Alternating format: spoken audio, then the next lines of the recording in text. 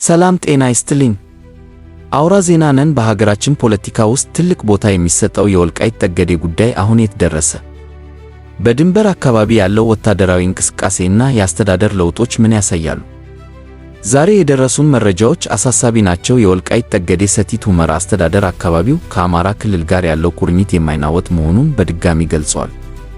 በሌላ በኩል ደግሞ የፌዴራል መንግስቱ የተፈናቃዮችን መመለስና ቀጣይ የህዝበ ውሳኔ ሂደቶችን በተመለከተ ግፊት እያደረገ መሆኑ ተሰምቷል። ይህ ውሳኔ በአካባቢው ነዋሪዎች ዘንድ ምን ተቃውሞ አስነስቷል?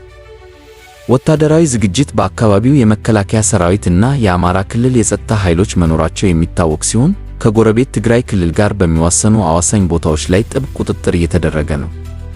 ውጥረት አልፎ አልፎ የድንበር ጥሰት ስጋቶች እና የኃይል እንቅስቃሴዎች መኖራቸውን የሚገልጹ መረጃዎች ቢወጡም አካባቢው በአስተዳደራዊ መዋቅሩ ስር ሆኖ ቀጥሏል። የፌዴራል መንግስቱ አቋም የፌዴራል መንግስቱ የወሰን እና የማንነት ጥያቄዎች በሕገ መንግስታዊ መንገድ እና በሕዝበ ውሳኔ ሬፈረንደም መፈታት አለባቸው የሚለውን አቋም ይዞ እየተንቀሳቀሰ ነው።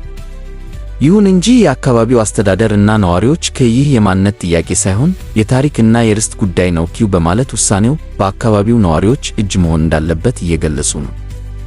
የተፈናቃዮች መመለስ ከሁለቱም ወገን የተፈናቀሉ ዜጎችን ወደ ቀደመ ቦታቸው የመመለስ ሂደት ላይ በፌዴራል ደረጃ ውይይቶች ቢኖሩም በአካባቢው ያለው ነባራዊ ሁኔታ ሂደቱን ፈታኝ አድርጎታል። ግብርና አካባቢው ለሀገር ውስጥም ሆነ ለውጭ ገበያ የሚቀርቡ ሰብሎች፣ ሰሊጥ እና ጥጥ የሚመረትበት በመሆኑ አርሶ አደሮች ስራቸውን በሰላም ለማከናወን ጥበቃ እንዲደረግላቸው ደጋግመው ይጠይቃሉ።